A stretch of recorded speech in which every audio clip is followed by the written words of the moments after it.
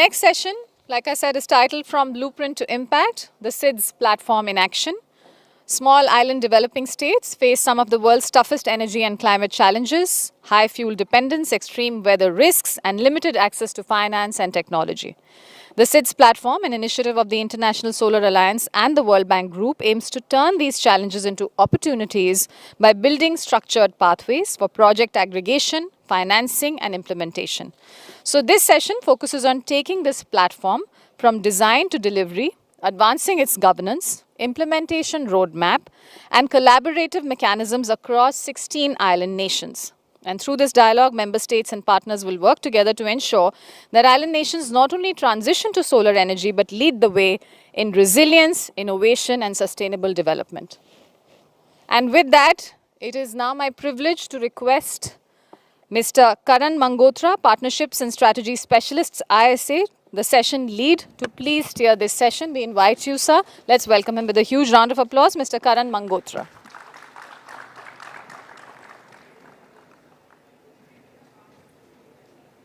Good afternoon, everyone, and welcome to this powerhouse of a session on the SIDS platform, something that we have worked with all of you to curate since April onwards, and have come to this powerhouse of a panel that you will see today. It gives me immense pleasure to invite on stage my Director General, Mr. Ashish Khanna, Chandrasekhar Govind Rajalu, Practice Manager from SMAP, and His Excellency Kumar Jaikori, the Honorable Minister of Energy from Sri Lanka, on the stage, please.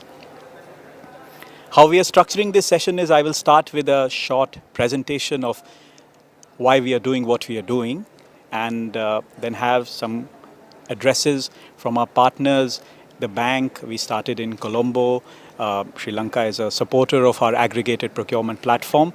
Then we go into the first ministerial session that will be moderated by Ms. Jayashree Nandi, followed by the second session moderated by Amit.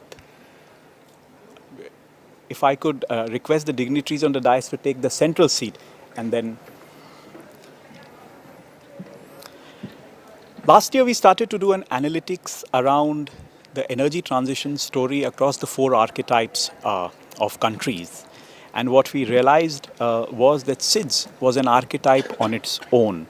You know, the need for energy transition was, the exposure to climate risk was extremely high. Emissions were, relatively higher as well because of a lot of imported diesel. The potential of solar was extremely high, but I think the economics wasn't working out. And the access to low-cost finance, risk mitigation instruments were all low. And that's where we started to look at solutions which could tackle the SIDS on its own, while being conscious that there is uniqueness in each country as well.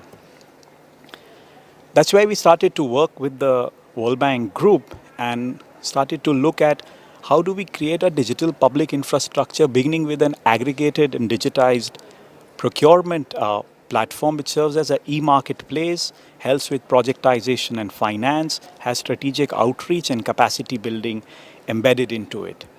The 2 or 3 main value propositions of the platform for all our SIDS member countries, the first and foremost was fiscal stability.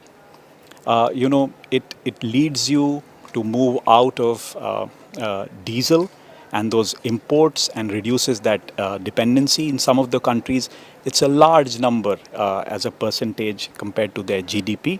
And of course, then there are the benefits around the SDGs and the climate goals, cost optimization, data-driven planning, and then finally, last but not the least, in sustainability and local jobs.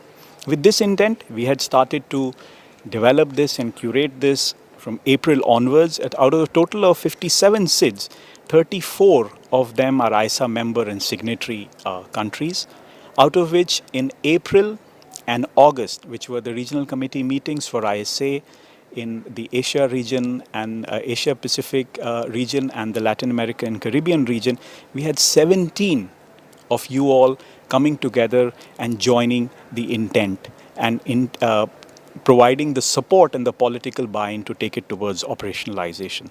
Since August, then we started to look at how would the institutional arrangement for this work out, because a lot of questions were around how do procurement policies of each nation interact with the common standards of a global SIDS platform. So we started to look into literature of best practices, and we found that in West Africa there was a project that the World Bank had did with 4 countries called the Respite Project, where something of a similar sort was done, and we picked that as a best practice on which we started to look at our institutional arrangement, where 2 things were necessary, and that is why the discussion today.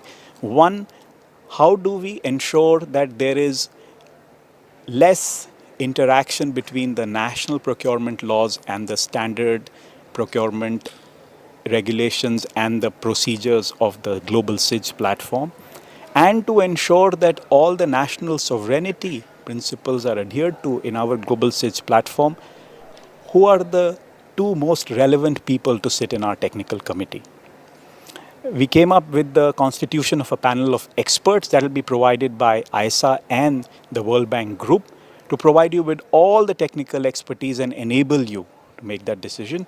And of course, have a coordination unit of ISA, and then see how the design of the procurement lots would function.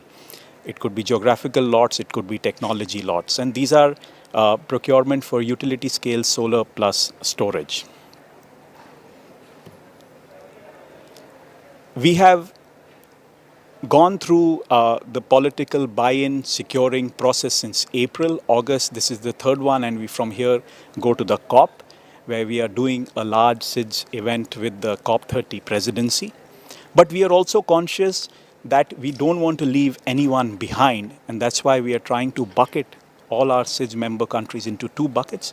Countries that are ready for procurement, that means they have land identified, a project pipeline in place, evacuation network that is in place as well, but also looking at readiness activities for countries to enable them to move to bucket 1. And readiness could mean, assessment of your regulatory frameworks, institutional setups, projects, and prioritization. The bottom line is we don't want to leave anyone behind and want to make it inclusive rather than exclusive. We intend to, in the first quarter of next year, announce and start to seek interest from countries on what a possible MOU could be. A start of that would be the intent and the in-principle MOU that we start today, and start to look at megawatt and megawatt hour numbers for solar and storage that can be put out for procurement in phase 1, hopefully building up momentum to next year's COP if it is in Australia, which will most likely focus a lot on the SIDS countries.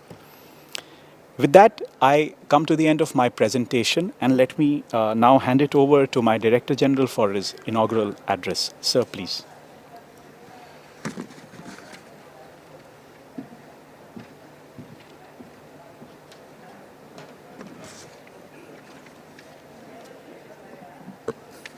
Good afternoon, everyone. Very warm welcome once again.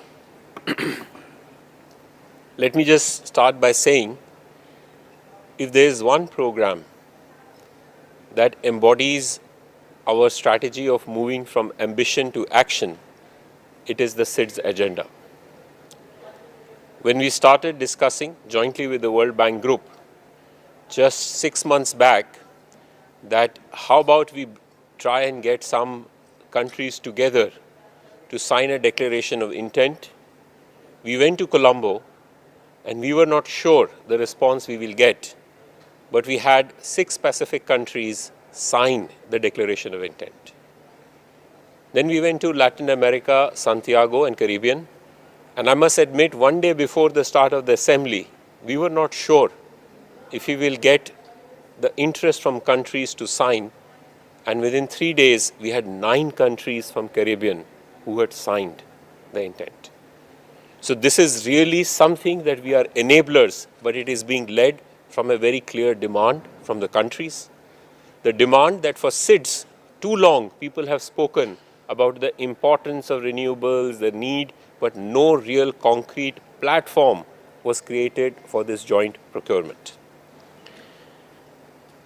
Now, as we today have all the SIDS countries because of the nature of assembly, where Pacific, Africa, Asia, and Latin American and Caribbean countries are together, we think it is the right moment to actually accelerate this momentum even further. And by doing so, our real objective today is to agree on a joint procurement which would require certain learning journeys because each country has its own national procurement laws, but having a central international panel of experts which will provide all the assistance on how to do a good procurement of solar project, because most of the SIDS countries have not done one before. Second is to learn from each other, because all of you will have representation in that panel of experts and will provide an opportunity to learn from each other because all of you face similar challenges. Third, it allows customization because each one of you is different. Some will have floating solar, some will have utility scale solar, some will have better ability to pay and therefore less risk mitigation requirement. Some will have more risk, less infrastructure enabling with roads and others, and may require more support. Finally, the proof of this movement, if I may call so, of real action orientation will lie only in how fast we are able to move on next steps. We believe by coming together, launching a big movement of at least say 300 megawatts of solar and 300 megawatt hour of battery storage, we can give a direction, but more importantly, make sure the procurement is launched very soon. My target would be next 6 months, because if you are late, then some of you who are ready may feel they are losing time and may actually proceed on their own, which will not be a good thing for the platform as a whole. So my request to all of you is that we are all in this together as a family. Some of you will be ready faster, some of you will take more time. It will be a program. Those who miss the first phase will definitely join the second phase. We are thinking of at least 3 phases of 3 procurements. But the proof of the pudding is, let's get into this journey together, which will be evolutionary, and try and launch the first procurement in 6 months from now. With that open mind, I welcome you all to the session. Thank you very much.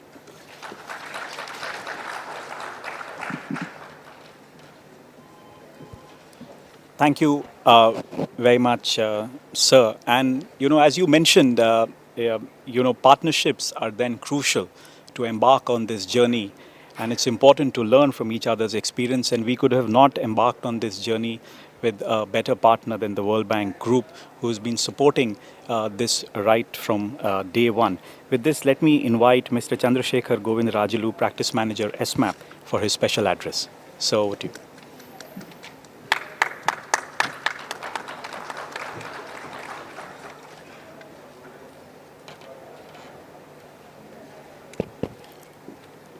Thank you, Karan. Thank you, Ashish. It is such a pleasure to be here. World Bank and ISA have worked together from the inception of ISA, and we share a common vision on solar development, its application and scale up.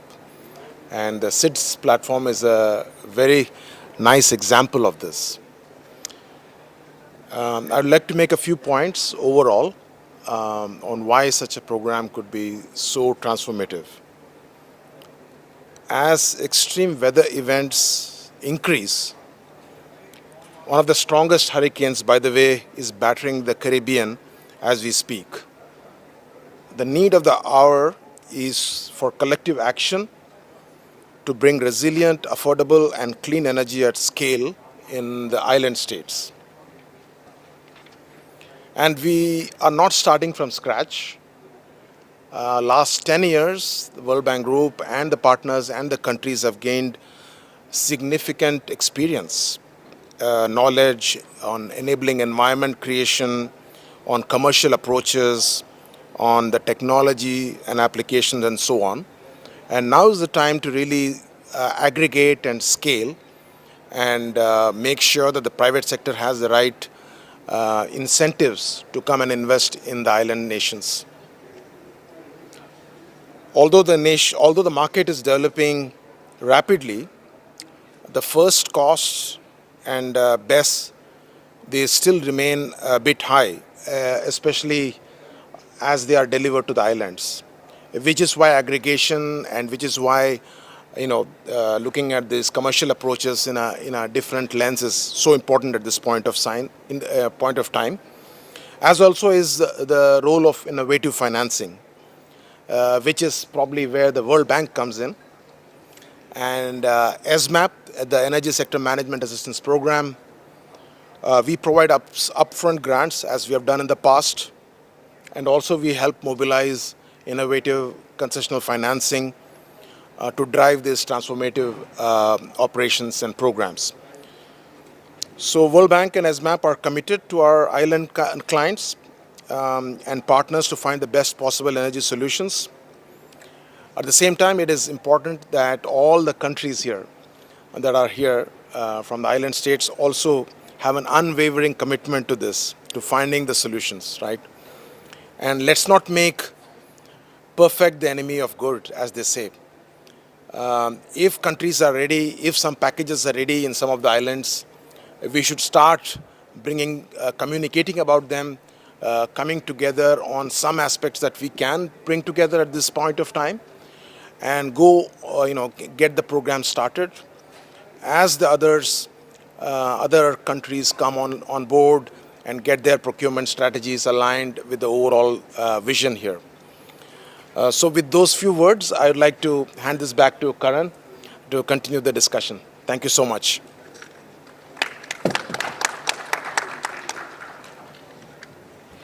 Thank you very much, sir. And, I'm delighted to have His Excellency Kumar Jaikori, the Honorable Minister from Sri Lanka. Sri Lanka, despite of not being a SIDS country, has supported this aggregated platform for us. And actually, it was the first place, Colombo's regional committee meeting for ISA's Asia Pacific region, where sir had chaired and had provided his support also. Sir, let me invite you for your keynote address, sir. Over to you.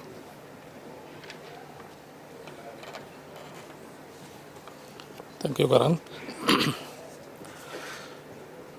Excellencies, distinguished delegates, ladies and gentlemen, it is a great privilege to address this gathering under the theme From Blueprint to Impact, the SIDS platform in action.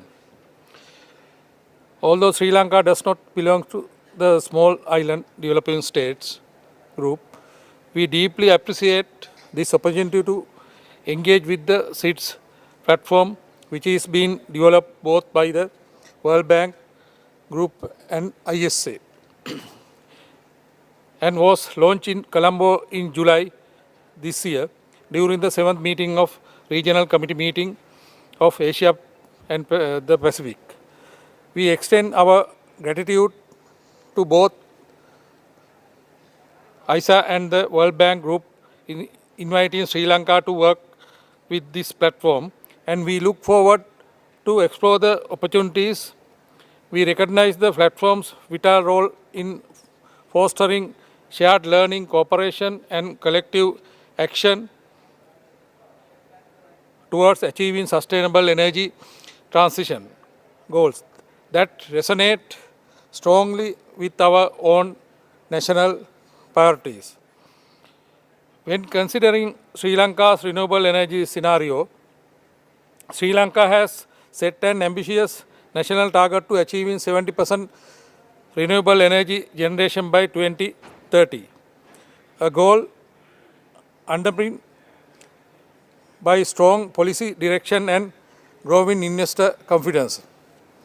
Our country already draws a significant share of its electricity from hydropower, solar, and wind, and is now rapidly expanding through active participation of both public and private sector. The government is promoting decentralized and distributed renewable generation, including rooftop solar system and community-based mini-grids, to strengthen energy security and ensure equitable access across the regions. These efforts are transforming Sri Lanka's energy landscape towards a more inclusive, sustainable and low carbon future. Also in cost trend and emerging technologies, the global renewable energy landscape has changed drastically. The cost of solar PV has fallen by nearly 90% and onshore wind by around 70% over the past decade, making renewable the most cost competitive form of new power generation today. For island nation like Sri Lanka, floating solar represents a key opportunity optimizing the use of island water bodies while minimizing land use conflicts. Meanwhile, advances in battery storage and hybrid systems are further reducing system level control cost and enhancing grid reliability. These innovations make renewable energy increasingly viable for round-the-clock supply, even in island settings. I would like to highlight the importance of aggregation and collective learning for small and mid-sized economies. Aggregating demand is essential to unlock economic of scale, reduce transaction cost, and attract global suppliers at competitive rates. Equally important is the sharing of experience among island and developing nations. Such collaboration help avoid duplication of effort, accelerates learning and support the creation of harmonized technical and regulatory framework. Together, these actions can strengthen regional supply chain and enhance our collective bargaining power for cleaner and resilient energy systems. When speaking about supporting for the ISA's aggregated procurement platform, Sri Lanka strongly supports the International Solar Alliance aggregated procurement platform, which provides transparent, efficient and scalable mechanism for solar and storage procurement. This platform allows countries to leverage collective demand, standardized specification and build local capacity, all of which are critical for sustaining renewable energy transition. Sri Lanka looks forward to working closely with the ISA and partner countries to pilot engage procurement initiatives in our region, particularly in areas such as floating solar, battery storage and rooftop system. In conclusion, distinguished delegates, Sri Lanka firmly believes that through collective action, innovation and shared commitment, the SIDS platform can truly move from blueprint to impact. Together, we can demonstrate that small island nations are not only vulnerable to global challenges, we are also capable of leading the world towards a cleaner, more resilient and sustainable energy future. Thank you.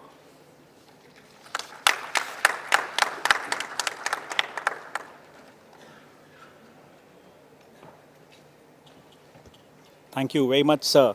And moving on to the first ministerial session. But before I move on to the first ministerial session, I wanted to acknowledge the support of all of you to have been in touch with our team across the region, across the World Bank team. And I could not have done it because the format only allows me to come and moderate this. But I thought it's a good time to also identify all my team that is here. My regional program heads, Sandeep, Barakat, and I'll ask them all to stand up because they have been in constant touch and we could not have done it without them.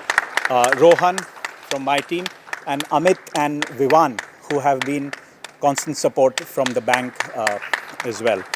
So thank you very much, guys. And moving to the first ministerial session, titled Leading Islands, Powering the Future, a Solar Transition for SIDS. Let me now invite His Excellency Congress Maynard on the stage, please. His Excellency Mr. Jagannath Sami, His Excellency Mr. Vince Henderson. My DG is already on the dais. And to moderate, let me invite Ms. Jayashree Nandi, who's the environmental editor from the Hindustan Times, to moderate this, please.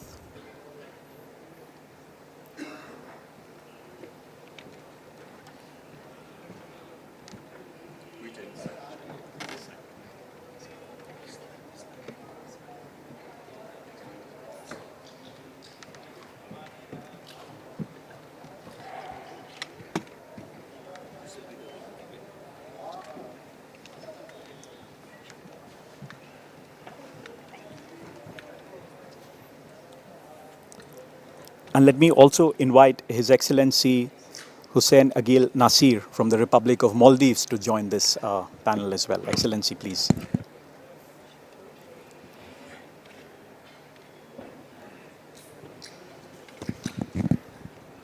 Hi, can I start? Oh. Okay, yeah.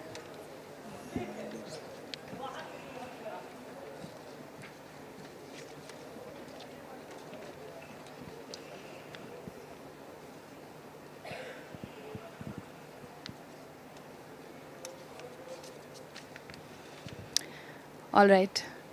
So my name is Jayashree Nandi. I report for the Hindustan Times. I write on environment and climate change and also cover a large part of our energy transition story and what's happening on energy transition globally.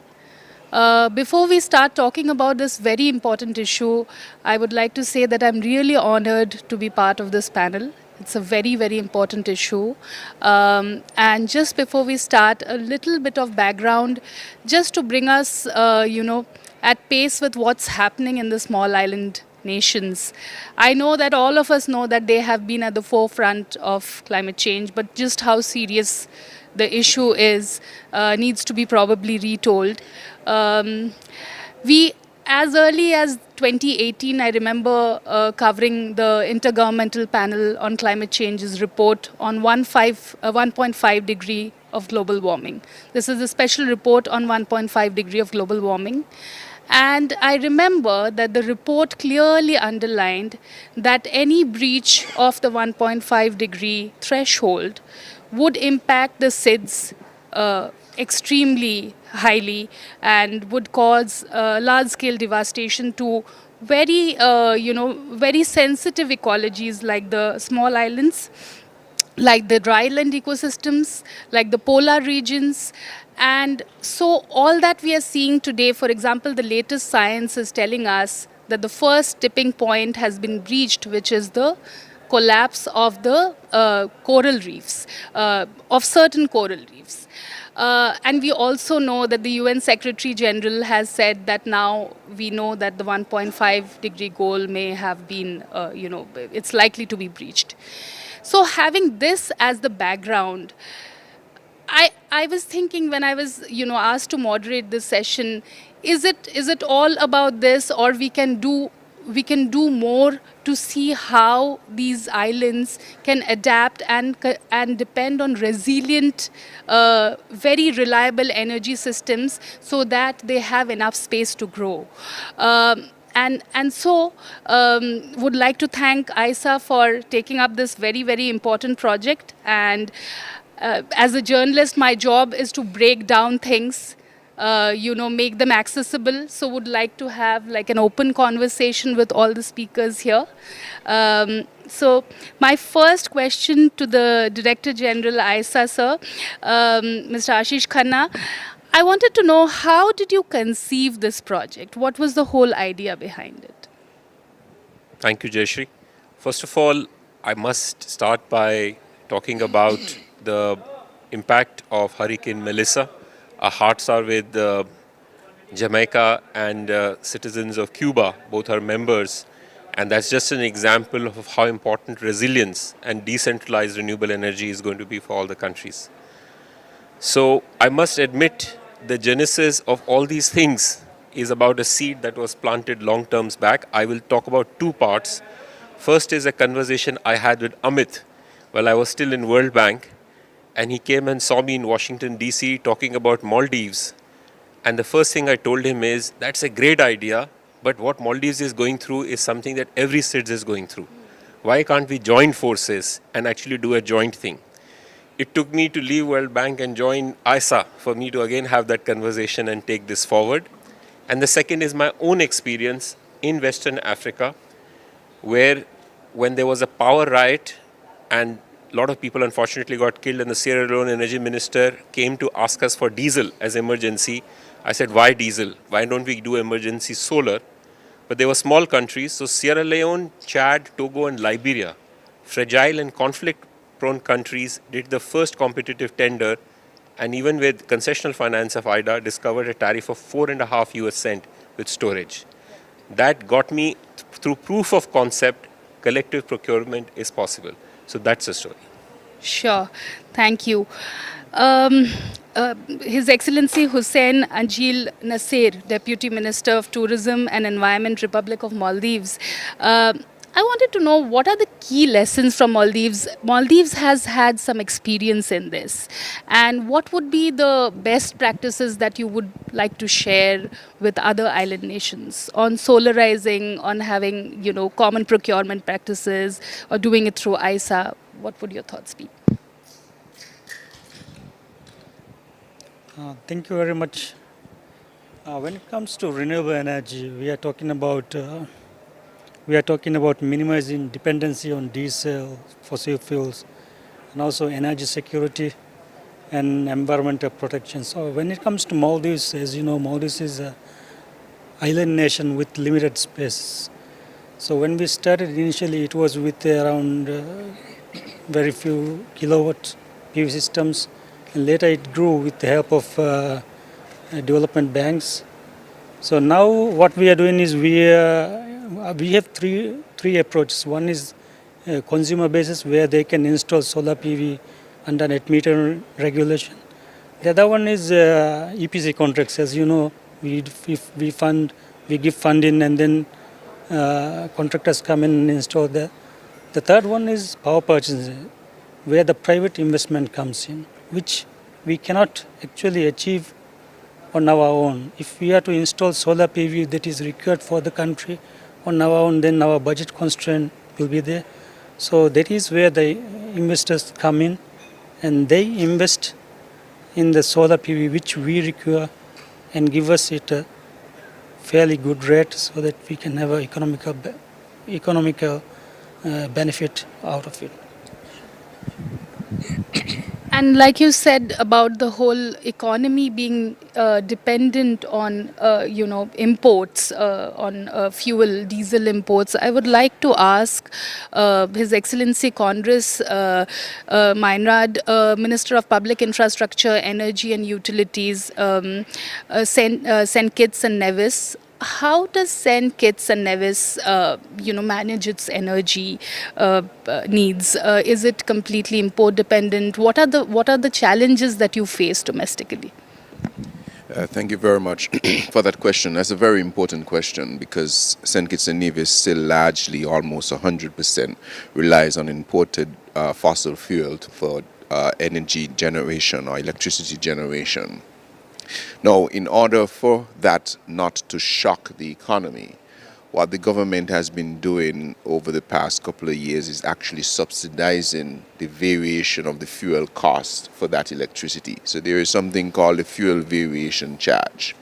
So over the past couple of years, the price of electricity has not gone up for the consumer, but the government is absorbing that cost. Now, as you would imagine, that is not sustainable. So the true cost of energy is probably around 35 cents per kilowatt hour, while the consumer is probably paying around 26 cents per kilowatt hour. So our transition to renewables is a must in order to assist in us being able to afford the energy costs and for it then not to belabor the economy by throwing all of it on the consumer. So that is a real challenge of the imported costs of fossil fuel for us, and why the case is very straightforward as to why we need to ramp up our investment in renewables. We're spending, for a small economy like ours, we're spending in excess of over $100 million in fuel alone. That's the cost of a major solar installation. That's enough money to start drilling our wells for geothermal, for instance. So it is critical for us to upscale our renewable energy exploits, because it is a matter of survival why we have to do it. Absolutely. In fact, my third question would also be related. His Excellency, Mr. Jagannath Samy, High Commissioner of Fiji to the Republic of India. Fiji has faced several disasters in the past and rebuilt itself like other SIDS. How do you think having affordable and reliable solar energy would help people and the economy? Sorry. Thank you for that question. I think before I answer that question, I think it's very important to understand not only Fiji. Fiji maybe I represent Fiji here, but also the Pacific. The people of Fiji, the landscape, the culture. I think all this matters when it comes to bringing changes in the lives of the people. And if you look at Fiji, Fiji's main economy used to be sugar. And that is how about 35% of the Indo-Fijians from India were taken to Fiji. And that is the foundation for the sugar industry. However, because of the European Union sugar reforms, that industry is now almost at its last leg. So that's number one. Number two is that the indigenous population of Fiji are largely in the agricultural sector, apart from those who live and work in the urban centers. Now, we have the best of land, we have rich land, we're surrounded by the ocean. We have huge potential from the sun, because we are the one country that sees the first sun in the world. Yet we have not harnessed the sun, for our economies. And I think I would say it's a blessing that ISA has joined in or initiated this very ambitious move or launch these projects of getting energy from sun, from solar. And I think this is where Fiji and the Pacific Islands will gain a lot, because we are countries which are very exposed. We have issues about the rising sea levels. We have the strongest of cyclones, ranging to up to 300 kilometers per hour, right? So there are a lot of challenges that these islands face, and one is the cost of production. Cost of production of not only energy, of course it filters down to the cost of all our exports, whether it's be agricultural, whether it is sugar, whether it is any other produce. So it's all related to the cost of production, and the source happens to be energy, which dictates the end price. So I think this efforts to solarize the Pacific, Fiji and the Pacific, and ISA is already ventured into quite a few programs in Fiji, and we have embraced it and we support it, and we believe that that is one way forward for the Pacific Island countries, and Fiji is fully committed in driving it and also providing the leadership in the Pacific to see that all our other neighboring countries, our Pacific families, do the same and are able to save their economies or grow their economies. So thank you. Sure. Thank you so much. In fact, we are talking about an aggregated procurement here, and would like to understand that how does the domestic policies, impact this? For example, His Excellency, Mr. Congress, how would you see, a procurement policy which is, common and aggregated? How does it, Right. So, as I would have mentioned before, St. Kitts and Nevis is the smallest independent nation in the Western Hemisphere, which means we have one of the smallest grids. Our peak demand presently on St. Kitts is about 30 megawatts, and on Nevis it's 10 megawatts. Now, big companies who are putting gigawatt installations here in India would probably laugh at a project of 50 megawatt. So in pool procurement now, it now changes from 50 megawatt to maybe 50 megawatts in St. Kitts, 30 megawatts someplace else, 100 megawatts someplace else, and now that goes up to 300 megawatts. Yes. So now the business case becomes more real for that developer and gives us a chance to maximize on cost. So when we go it alone, we know that we have to pay the premium price. Oftentimes we don't have the option of waiting, but this pool procurement platform that is being proposed here offers an opportunity for us to get the best of both worlds by having the best developers in the world be accessible to us at the best price. So I think it's an extraordinary opportunity that we have spoken about. In the OECS, actually, the Organization of Eastern Caribbean States, we do pool procurement for our healthcare needs. Okay. And it has lowered the cost significantly because we buy together. Right. So we are a living example that pool procurement can work. The test case now is, can we do it for something like energy through solar adoption? Yeah, sure. Let me move away a little bit from solar just to again bring back the unique story of small island nations. I would like to ask His Excellency Vince Henderson, Ministry of Foreign Affairs, International Business, Commonwealth of Dominica. Could you please tell us what are the main challenges and concerns facing the SIDS, including the climate impacts, but also otherwise facing the economies? Oh, thank you very much. Well, SIDS, by their very nature, small island developing states, and my friend from Fiji did in fact explain to us the challenge that we have every year. Yeah. And our prayers and thoughts are with our brothers and sisters in Jamaica, in Cuba, and the rest of the Northern Caribbean, in Haiti, the Bahamas. And we know, we've been for Dominica, for example, in 2017. We got hit by a major hurricane where 225% of our GDP was lost in 18 hours. The devastation that it brought, it totally, well, almost totally destroyed the energy sector. And it took us at least 8 months to get back online in different areas. So we are faced with those challenges. And one of the things that we don't talk about, Director General, we don't thank the ISA enough for helping to reduce the emission of greenhouse gases.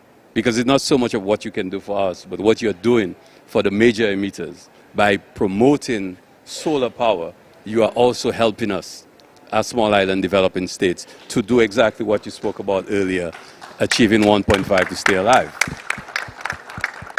Because when we fought for 1.5 to stay alive, that is what it was based on. So that is a real challenge, is to ensure that we can survive.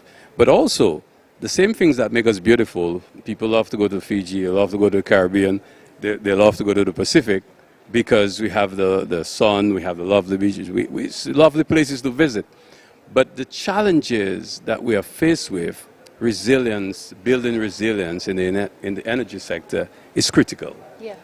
And solar PV allows us some opportunity to do that with distributed generation, ensuring that we can have different sources of power, you know, compared to if we were to go with diesel generation and so forth. So it presents an opportunity, but it also has a major challenge, a major threat. And this is why I believe the SIDS platform needs to focus heavily on how we can in fact build the resilience. It's not just saying that solar power or renewable energy is resilient. I don't believe that. I believe what is resilient is the systems that we build using those technologies. Right. So solar power can create that opportunity for us, and we have to be able to work on it. We have to be able to consider the price of the cost of insurance. You know, it's difficult to insure a house in these islands. Yes. And in some parts of South Florida, you can't even get insurance coverage because of the same problem, hurricanes. So we need to talk about the cost of insurance. So pool procurement is great. And this will help to reduce the unit cost and to ensure the availability of equipment, because that is part of the challenges that we face. I remember when we were drilling one well for geothermal power, no company in the world wanted to come to Dominica just for one well. Yeah. So we had to work with the World Bank and very creatively increase it to 2 wells, which was a little benefit. But the guy said to us, hey, you know, wait a minute, we getting to drill 10 wells in Ethiopia, you're going to have to wait. So this is part of the challenge we're going to face with solar as well. If we go, as Minister Maynard said, if we go as small countries with small systems, it's going to be difficult to actually get access to the equipment, to the hardware that we need. And pool procurement can help us to overcome that challenge. But I really strongly want to make the plea that we need to consider how we develop the systems to be resilient. Right.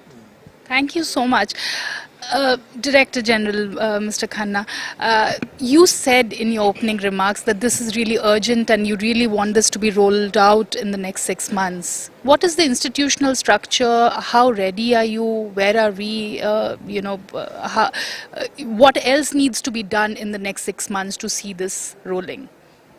Yeah, before I answer, if I may add something that Minister Wynne said, which I really think is fundamental, that it's not only about procurement, it's about the quality of resilience inbuilt in the procurement, but also the quality of the institutions that will kick in when they are there.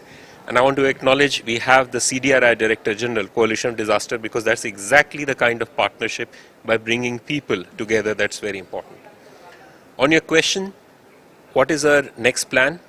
I would say each country is very different.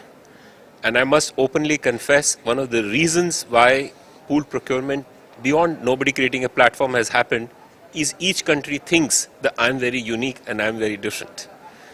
They will think, oh, I will need to have this kind of floating solar. Somebody will say, no, I need to have this kind of a utility scale solar. Some will say, I don't have transmission. Some will say, I need transmission. So for next 6 months, now we have to dive deep into the details of readiness of countries. And some of them will be ready, those with higher income countries, lower risk premiums, some with lower risk, higher risk premiums, but deep desire and have done the feasibility studies. Sure. We need to separate them so that at least the market will require scale and clarity of speed. But then some countries will need some help. That can you help me that whether this land is okay? A feasibility study for floating solar, looking at transmission evacuation systems. We are discussing with most countries, don't stay with utilities.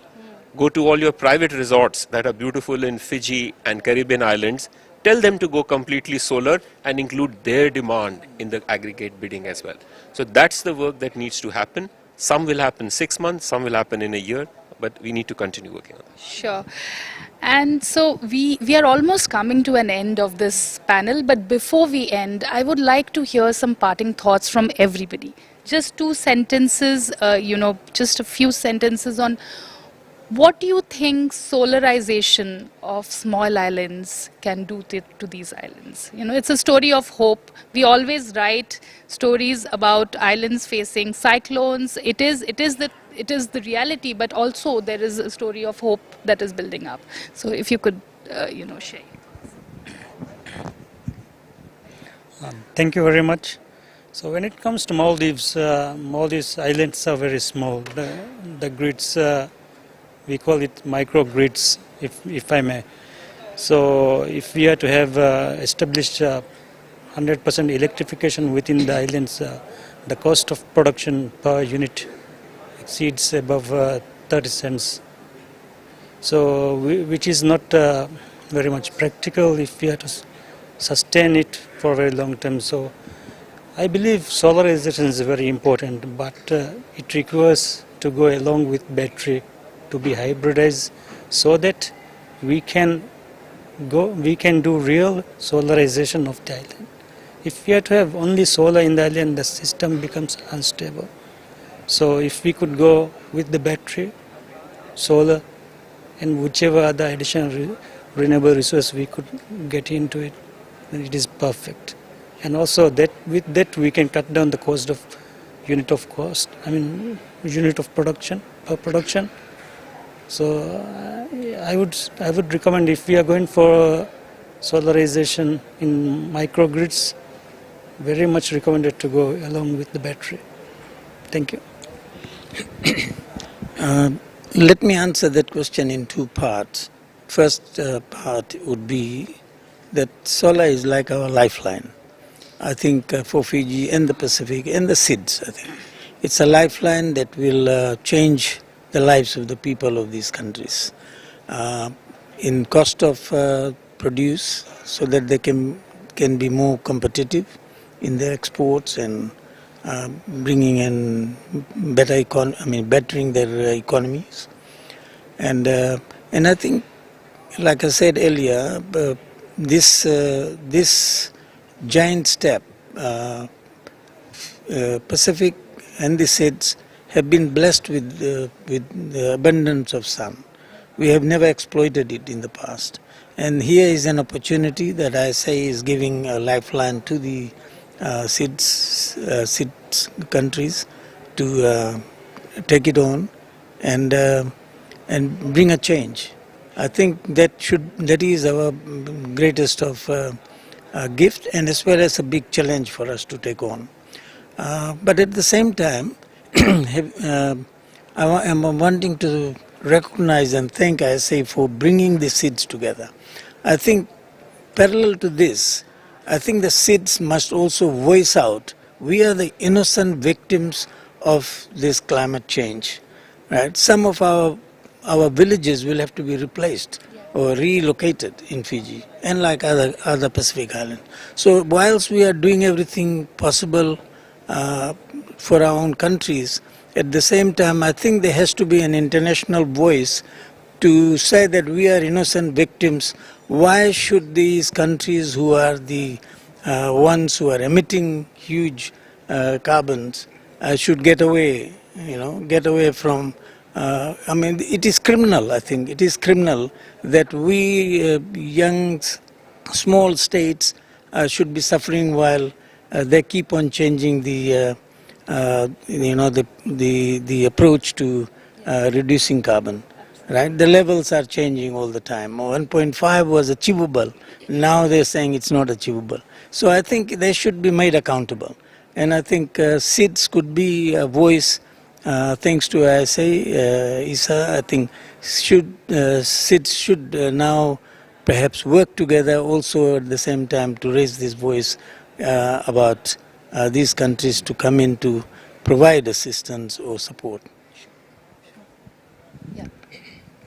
Yeah, well, I just want to say, first of all, that Dominica is committed, as I know all other SIDS are, to achieving 100% renewable energy in the grid by 2030. We are well on our way there. We already have 30% of our power from hydro. We will, by first quarter of next year, we'll be adding another 70%, another 55% from geothermal power. We're hoping that solar power can provide the top-up that we need to get to 100% and to help us to peak as our power demand grows. So we are well on our way there.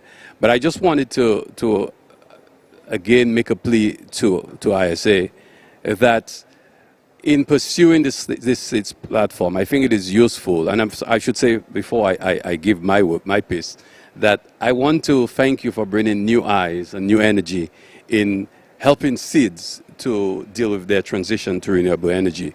But I just also want to add, and the SMAP knows that more than a decade ago we established SIDSDOC, which was a sustainable energy initiative for SIDS, and a lot of progress was made. We, as a result of that, created the Caribbean Center for Renewable Energy and Energy Efficiency, the Pacific Center for Renewable Energy and Energy Efficiency, the PICRE, and the SICRE, and other initiatives that we were able to get done. We have seen Irene as well create the SIDS Lighthouse. And so we have seen all of these initiatives. So what, simply put, we need to ensure that we can build on the experiences that we've gained over these years.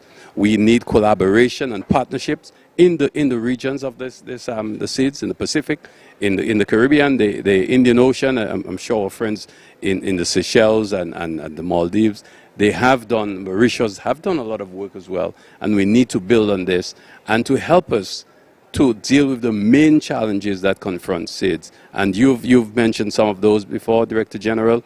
The country risk, which is, most of the time fabricated. I mean, I have negotiated enough of those deals to know that, and said that to our friends, especially in Europe, in IFIs as well.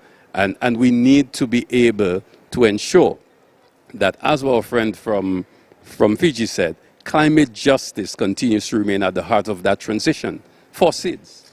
And to ensure that the polluters pay, we have to create facilities where SIDS can actually access funding, which are concessional, where we can have grant funding to do some of the upfront studies that we need, some of the research and development that we need. So we should not lose sight of the fact that SIDS must continue to demand climate justice and to ensure that that transition is not at the expense of our people.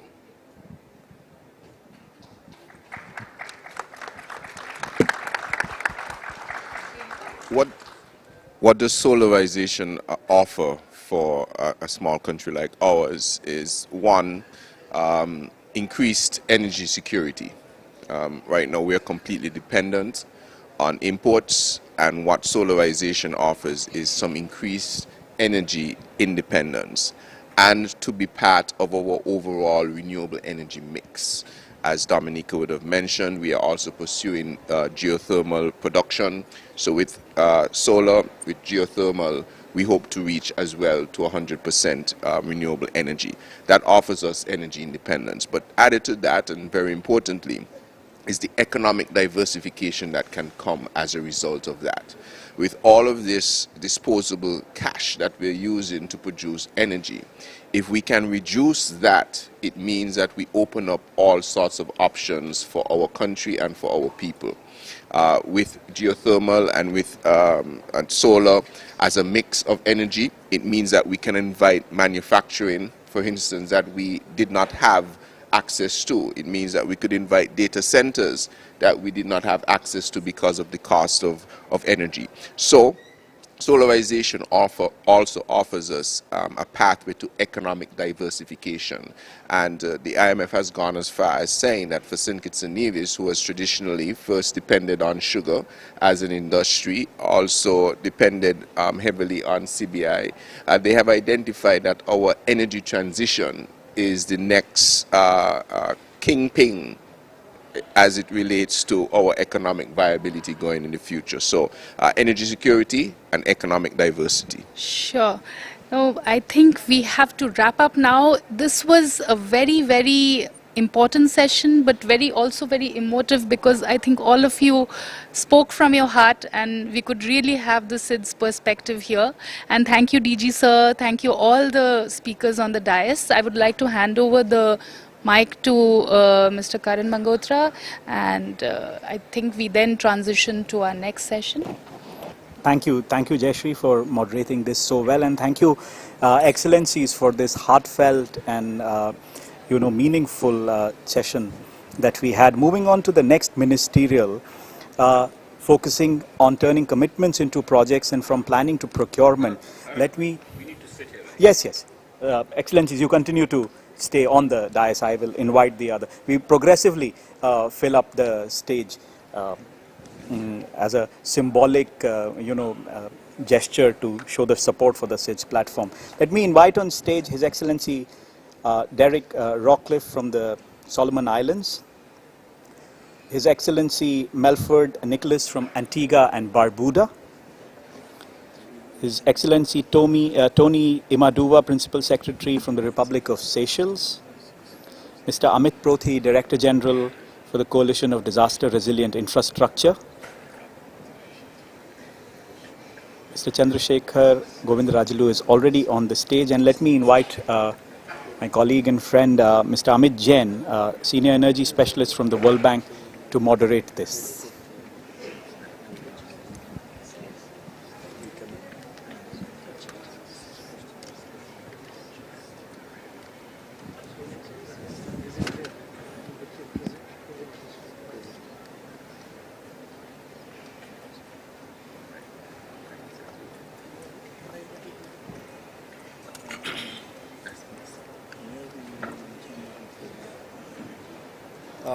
Karan, if you can be on stage just for one more minute. DG, he announced me as a friend and colleague, but I have an official complaint against Karan right in front of everybody. You know how possessed I am regarding Maldives. So Honorable Minister was supposed to be on my panel, but he stole and put it on the first panel. So I would like to register this right in front of everybody to make sure. I'm the one responsible because in my brief he was there in my panel. Okay. Then it's all right. Then we can take it forward.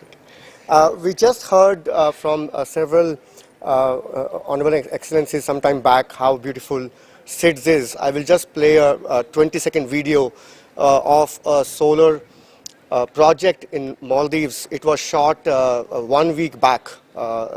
This is a testimony of how beautiful small island developing states are. The reason I am showing this video is for two reasons. As we know, SIDS does not have land. That is one thing which they don't have at all.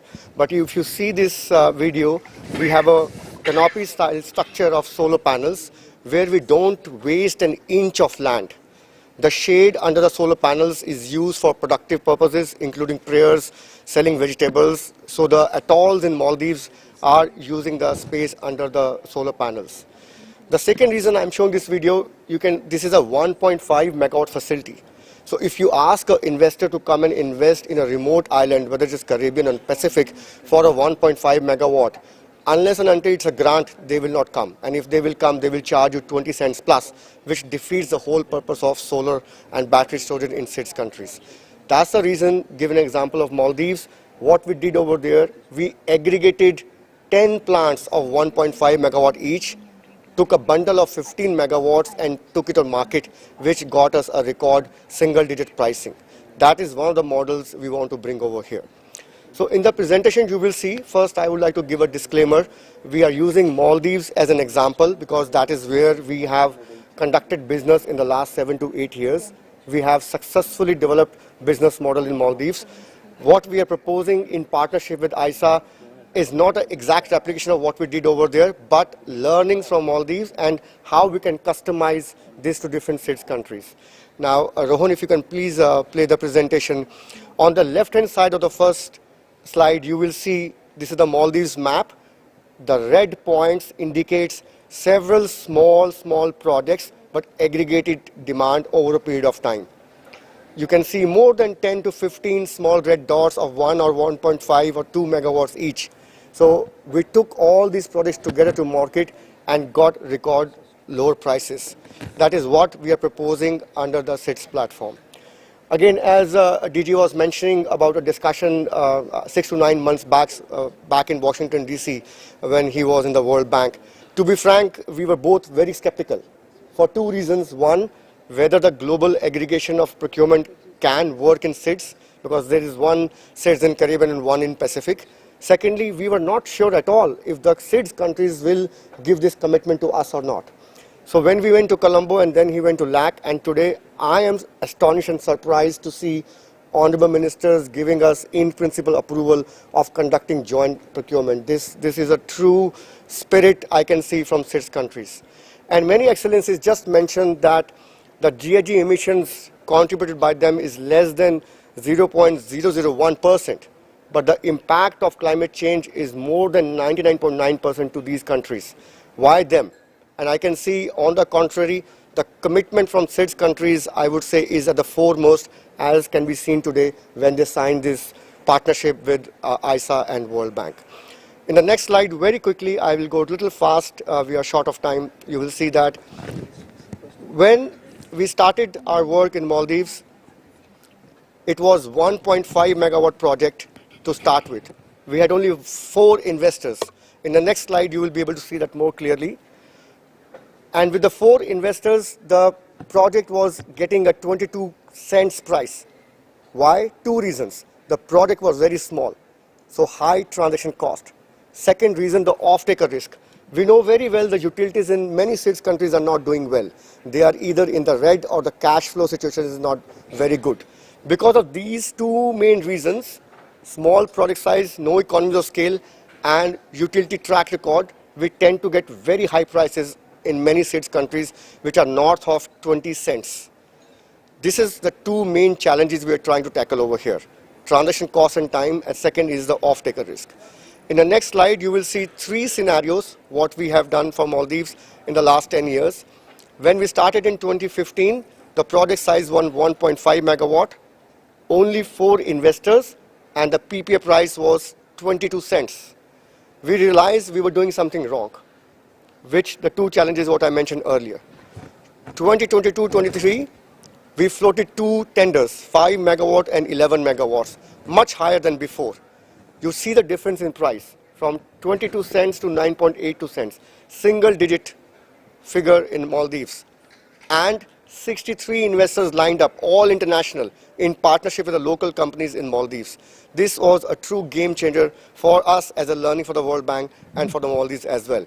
Currently, 36 megawatts and 50 megawatt hours of battery storage is under construction, and we all welcome you, with permission of Honorable Minister from Maldives, to come and visit us in Maldives to see this with their own eyes, just similar to the video what I presented. The target is we will not stop here. We are contributing to the Maldives target of 30% by 2030. In the next slide, you will see why SIDS platform is different. Again, we heard from Excellencies, SIDS as a block has existed for several decades, but limited progress has been done on the ground. A very good example from the Dominican Republic, we heard that how geothermal started from 1 well to 2 well under the SIDS DOC program, but now is doing very well. So we are building on some of these success stories from Caribbean, Pacific, and from South Asia, where we are offering 2 things. Number 1, demand aggregation, global procurement. Number 2, how to mitigate off-taker risk. In Maldives, what we did, we prepared a 3-tier risk mitigation framework. Number 1, 6 months of a funded escrow account is sitting in the Bank of Maldives as we speak. Any investor who is getting delayed on the payments of PPA can go to the Bank of Maldives and take this 6 months of escrow account if there's a delay. When investors see hard cash sitting in a bank, they feel a lot more comfort. There was also a discussion on perceived risk on SIDS. This 3-tier risk management framework is just to cater to that perceived risk in SIDS. Second is a currency convertibility clause. The tenders which came out in the Maldives included a currency convertibility clause where an investor can repatriate its PPA in dollars back to their own home country. Third and final, MEGA and IDA guarantees for termination. If there's a war, if there's a political coup, if there is a debt situation as in the case in many SIDS countries. If everything fails, the World Bank Group also offers termination guarantees where the off-taker risk is mitigated by the World Bank Group guarantees. All 3 are operation in Maldives as we speak, and we want to replicate in other countries with the help of SIDS platform. That's what is unique about the SIDS platform, which I believe has not been done earlier. In the next slide, you will see the next steps, very important. Why we are here and what we need to do next. What we request is, on behalf of ISA, that if SIDS countries share their existing feasibility studies to International Solar Alliance for review and bankability. We are not asking you to do some additional work. We are just asking you to share your existing work with ISA, which can be reviewed and we can give you feedback. Once the 16 SIDS countries sign today the joint declaration, the plan is to select first few low-hanging fruits, first few progressive SIDS countries, it could be 5, 6 or 7, whom we can aggregate a demand of 100 megawatt of renewables and 50 megawatt of battery energy storage. Again, this is the phase 1. The SIDS country who are not prepared to go for procurement today will be part of the phase 2 right away, and with ISA and World Bank we will help them in conducting feasibility studies and conducting VRE studies to make sure they are procurement ready few months down the line. We also request a contact person from your side for us to start this work as soon as possible. With this, I will culminate my presentation and move directly to the panel discussion. My first question is to Mr. Chandrasekhar from SMAP. Chanda, we heard a lot about SMAP, and I believe SMAP is uniquely placed for 2 reasons. First, money matters. You know, we are all sitting here and talking about several initiatives, but unless somebody puts money and funds on the table, we cannot move forward. And I believe you are one person on the dais who has maximum funds who can offer, especially to SIDS countries, given SIDS doc as a background. If you can shed more light on what SMAP has to offer in future in light of the work done by SIDS doc. Thanks, Amit. Thanks, colleagues. Yeah, this is an exciting program, and as the speaker from Dominica, the minister, spoke, SIDS doc was really championing and supporting much of this work in the last 10 years. The program is now coming to a close, and SMAP is talking to more than all our donor base, which is over 20 donors, about a new program. Essentially the idea will be to put in place a program that can support not only the upstream support that is required for structuring these mechanisms that we spoke and supporting the aggregation of procurement, but also to bring some concessional financing for the investments themselves. So we are in discussions to launch this program that will be the financing arm, as much as possible of this global SIDS platform. That's the idea. That's the vision to bring. And then I think also to the point on resilience, I must say that batteries themselves, they can be good in terms of at least making sure that there is some level of continuity of supply. If the batteries are placed properly in the system, they can bring the resilience to the system. So, and also as we engaged in the Maldives and other places, the grids can be made resilient as we start the programs, and also to bring new technologies, like people mentioned data centers. And we need to understand that there are aspirations for the people in these islands that are beyond just the energy, which is an abstract element, right?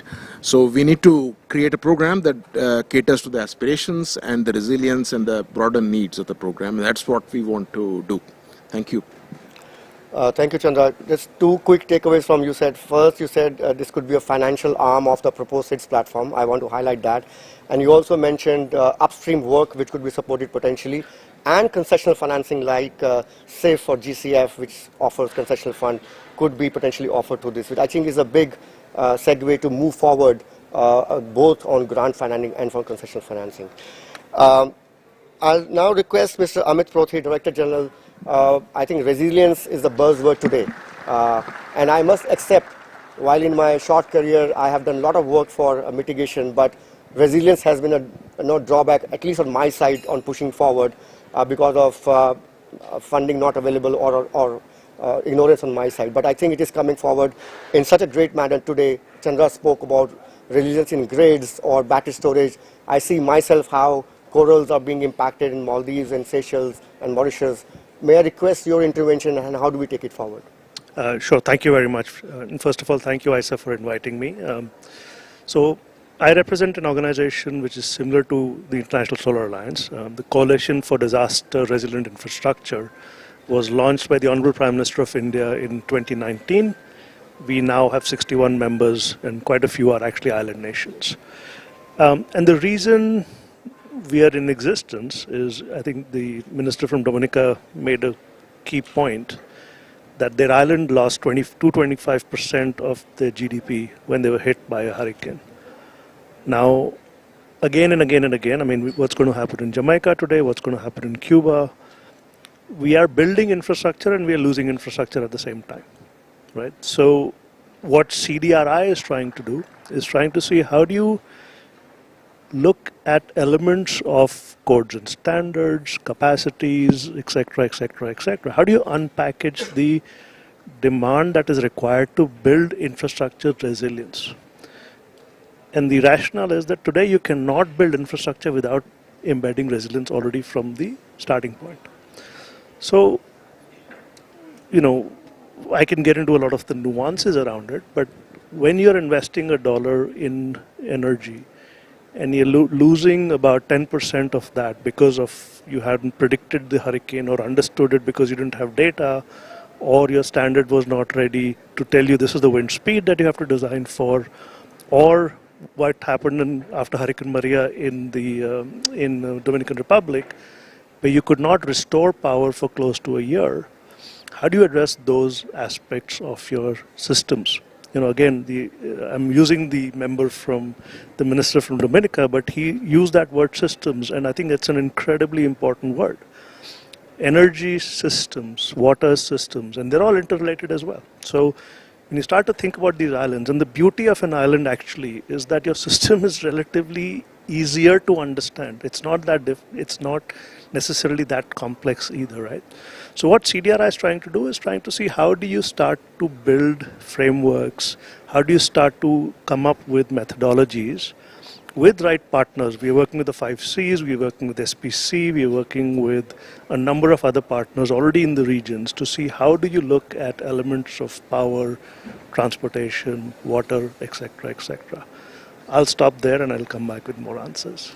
I think as DG Isa mentioned, your partnership and contribution is going to be very critical for us to move forward given your expertise in the area of resilience. Now I'll request my friend Tony from Seychelles. Tony, a couple of days back we had a long discussion on the SIDS platform, and you were very vocal in the right manner on raising the do's and don'ts and the pros and cons of the SIDS platform. May I request to share your intervention with the whole audience and which can guide us to take it forward. So, thank you, Hamid. Yes, I did raise some concern with regards to the aggregated procurement process. In general, we do understand the whole aim of going aggregated, because if we look for the case of Seychelles, for example, we recently financially closed a 5 megawatt PV project, and what we saw was the unit cost was a bit high. So, as you know, we also recently completed an integrated resource plan. And from there, we've developed a power procurement plan over 5 years, where we're looking to build almost more than 80 megawatt of renewable energy over a 5-year period. And with the support of World Bank through the Renewable Energy Acceleration Program, we plan to roll out these projects. And one way we want to do that is to aggregate these various projects. So as a first phase, we already identified more than 20 megawatt of project, which is basically located at various locations in Seychelles.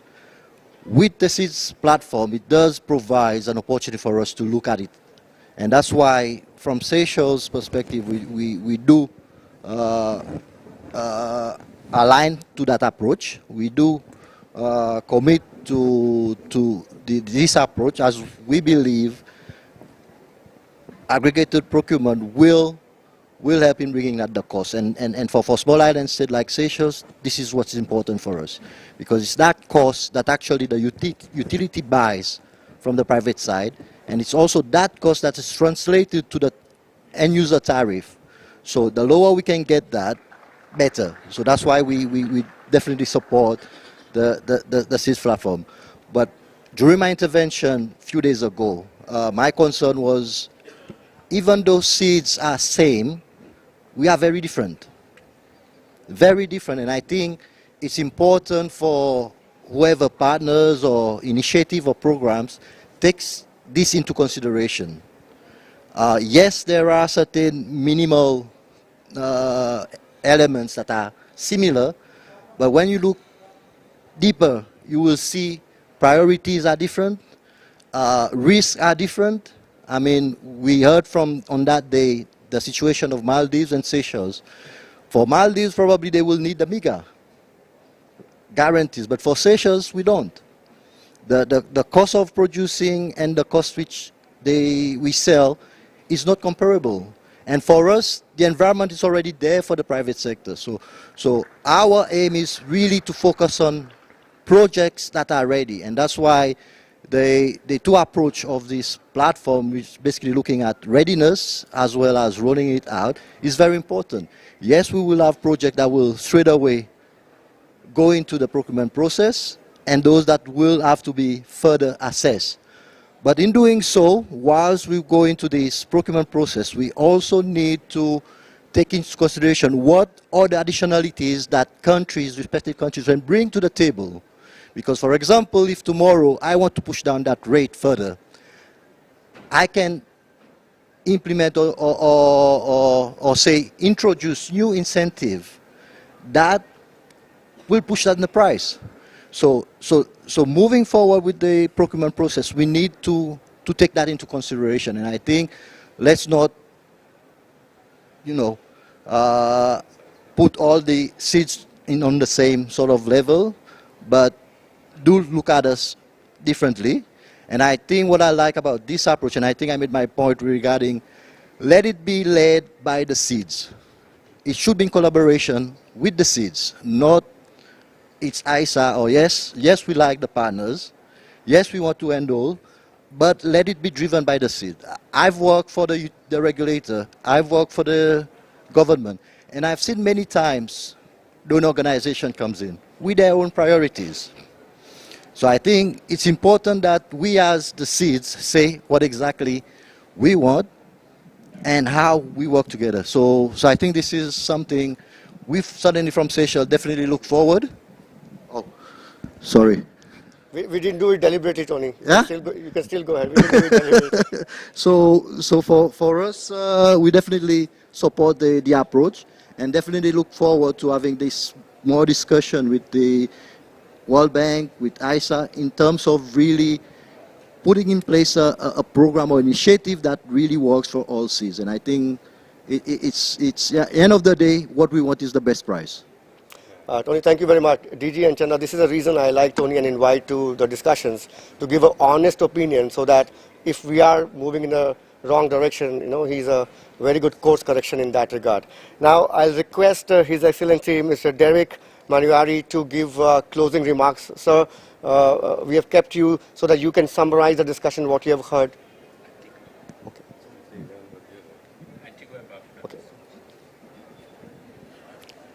Just, thank you, moderator, and thank you for this opportunity to be on the panel again with all these distinguished panelists. I think moving forward, in the case of the SIDS platform, it is important that the SIDS small island developing states, the disparities in the context and the social policies, there's a space for them to be recognized in their own merits, as my colleague here said, and I'm sure that ISA is on top of that, is fully aware of that. In the context of small island states, like in the case of Solomon Islands, we have there's a very wide disparity in terms of the disbursement of the islands, as well as the high risks associated with micro projects that lacks economics of scale. So concessional funding as well as blending financing led by government could also be encouraged to allow for private sector participation and PPIs, purchasing agreements with existing regulators and utilities. But most importantly, I think the SIDS platform is a way forward for small and island developing countries. The aggregation of procurement, to me, is not only about the processes of payment, but it's also in aggregating information sharing, peer sharing of experiences, as well as the aggregation of technical expertise. All these things add up to make up the sum of the whole. So I think moving forward, ISA, I would like to commend you for this vision, DG, for taking the leadership in this. I hope that as small island countries, together, we can be stronger. Thank you. So thank you very much for your intervention. I'll now request His Excellency Mr. Melford Nicholas, Honorable Minister from Antigua and Barbuda, to share his experience, especially on risk mitigation framework and doing global procurement with us. So over to you. Yes, thank you very much, Ahmed. Let me first take the opportunity to say thank you to the DG and his team for inviting me to be a part of this panel. From Antigua's standpoint, we welcome what the SIDS platform has introduced here for us. I think when you think of, I have another microphone, please. When you think of the distance that has to be traveled in terms of concept to actualization, I think what the SIDS platform is actually bringing us to is a position where we can now put some meat in the bones, if you will.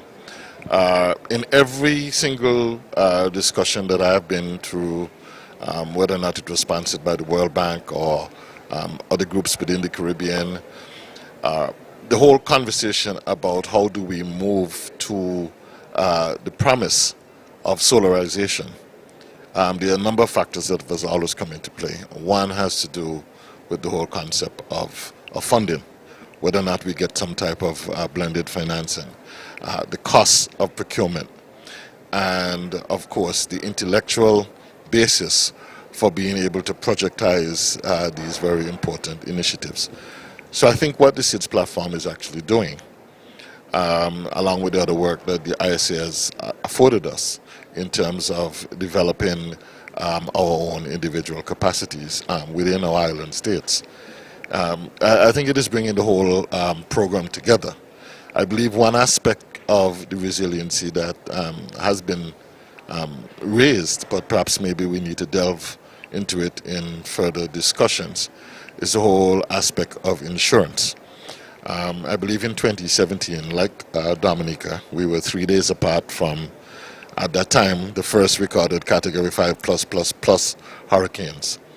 And we lost total service on one of our islands. Antigua is a twin island state, and on the small island of Barbuda it was totally devastated, and we had to build it back. And so the whole question of resiliency, and I believe we have on Barbuda the benefit of a laboratory in terms of what that spells for the utility on mainland Antigua, in the sense that we have already seen with a hybrid infrastructure being put in place since Hurricane Irma on Barbuda, we have generated upwards of 25% fuel cost savings by being able to provide Barbuda with its daytime energy from solar. We have to expand the plant because now we've used up all the capacity, so we have to double the capacity. We're looking at expanding the residential community in Barbuda. We are having an aggressive program for housing development in Barbuda. So the demand is likely to increase, and we're going to have to double that capacity in very short order. But equally on Antigua, most of our energy comes from heavy fuel oil and some diesel. More recently, we had built a plant we had acquired through a PPP arrangement, a 40 megawatt LNG plant, which, although it is cleaner than the HFO, it is still keeping us in that dependent framework on fossil fuels. And so our aim is to grow out of that within a 5-year period. We have some very aggressive NDCs which were made at the Paris Agreement COP, And I believe the intention here within the next 3 to 5 years is to be able to develop our own public utility, to develop a utility-grade solar plant of approximately 40 megawatts. And I believe that when combined with what we do in Barbuda and what is happening elsewhere within our own sub-region that are part of SIDS, I think it really is hinting at a very nice aggregation.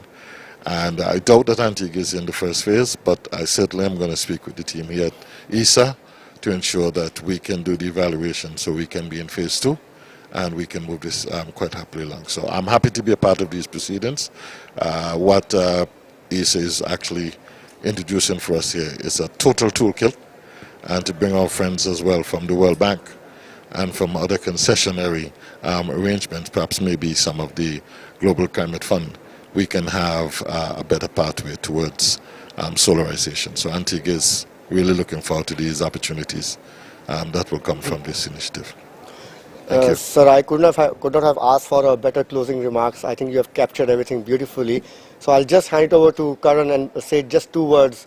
When we started 6 months back, DG and Chandra, we didn't believe that we will go with letter of intent, which happened in Colombo. Then we were not sure if the broad MOU on procurement will happen, which will happen in the next few minutes. Then we were not sure the phase 1 on 100 megawatt will happen, but I think now we are hearing from you and from other ministers that there is a strong interest in moving phase 1 forward. What I can commit to you on behalf of DG is next time when we meet, we will have this 100 megawatt of renewables plus 50 megawatt hours of battery storage ready to move forward. Thank you, and moving to Karan for taking forward.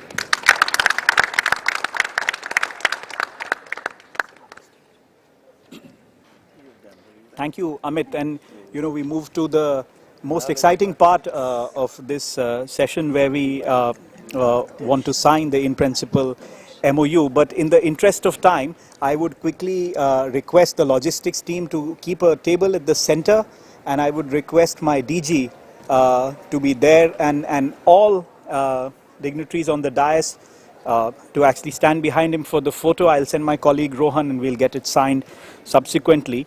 As the logistics on the stage are going on, I'm delighted that we have received support from Antigua, Barbuda, Belize, Dominican Republic, the independent state of Papua New Guinea, the Republic of Fiji, Republic of Marshall Islands, the Republic of Nauru, the Republic of Vanuatu, the Republic of Seychelles, St. Kitts and Nevis, Solomon Islands, the Republic of Suriname, the minister actually signed it yesterday, the Commonwealth of Dominica, the World Bank Group as an observer, and of course the International Solar Alliance.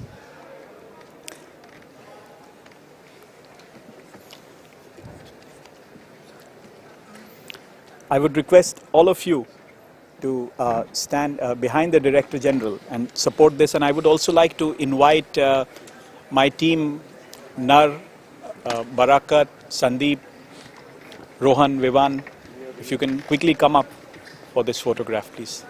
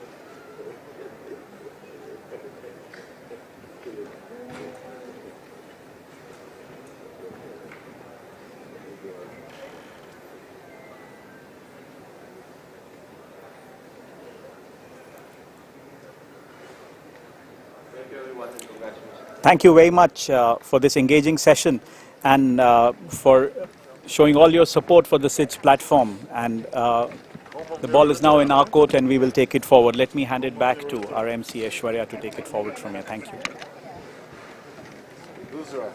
Thank you very much, Mr. Mangotra, for steering that session.